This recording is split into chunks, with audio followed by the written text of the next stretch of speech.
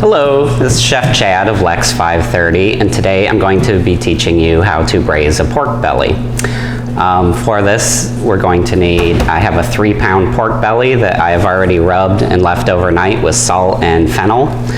We have a mirepoix of celery, carrot, and onion, and then a couple of garlic cloves, some chicken stock, some apple cider, white wine, dry, and some thyme, bay leaf, and peppercorn. Now normally when braising you would sear your meat in aromatics before starting, but this is kind of a reverse braise. It's very simple. So what we're going to do first is take our aromatics, which are our onion, celery, and carrot. Don't even bother to peel the carrots as long as they're cleaned and washed. Large chunks, because basically we're using this for flavor and also to keep the meat from sitting on the bottom of the pan and scorching. So then you take your piece of meat, our pork belly, lay it down on top. We're going to add our herbs and spices. Got a little thyme, bay leaf, some peppercorns. And I'm going to add about a cup of apple cider. You can use hard cider also. And then a cup of white wine. A dry white wine like a Sauvignon Blanc or a Chardonnay is preferable. And then we're going to add enough chicken stock to come up about halfway to 2/3 of the way on the meat. Now we'll settle it in. And there we go. That's about as high as you want. You don't want it covered because then you're just stewing. We want to keep that so it's going to glaze over nicely. And about halfway through the cooking time, we'll flip it so that the other side gets the same treatment. Now the wine and the cider are not only there for flavor, but the acids in them are going to help break down this tough meat and make it unctuous and soft. And now we're going to throw this in a 275-degree oven for about 4 to 5 hours, or until it's fork tender.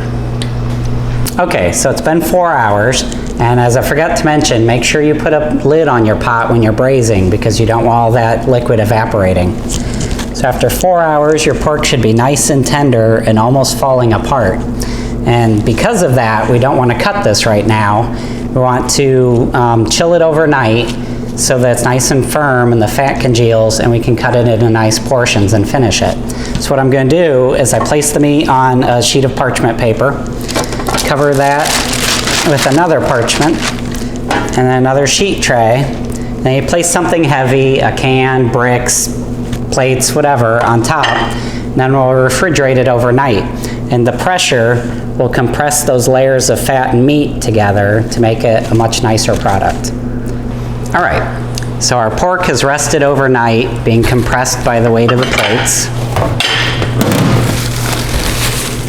So now it is nice and firm and easy to cut into pretty portions. So I like to trim off the edges a little bit.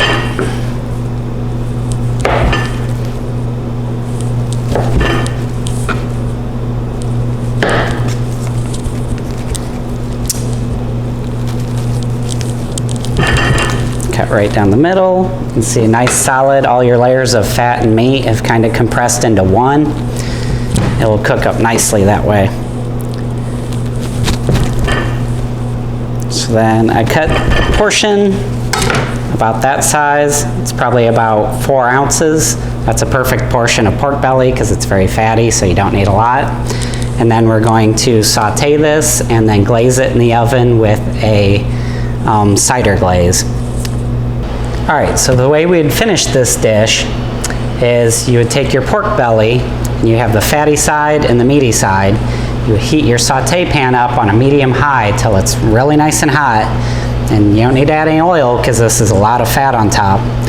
Place your pork down and just sear that until it has a nice crust on it. It's nice and crisp and crunchy. And then I would take it off, flip it over, and I made a sauce out of a reduction of the braising liquid that we braised the pork in, and I added some maple syrup to sweeten it. And I reduce it till it's pretty thick, and I would brush that over the seared pork and throw this in a 400-degree oven for about 10 minutes probably until it's warmed through. So the dish I'll be preparing with this is I'll be using my maple glazed pork belly and serving it over a dish of smoked Gouda grits, some sauteed pea shoots, and a red-eye gravy. Thank you for watching.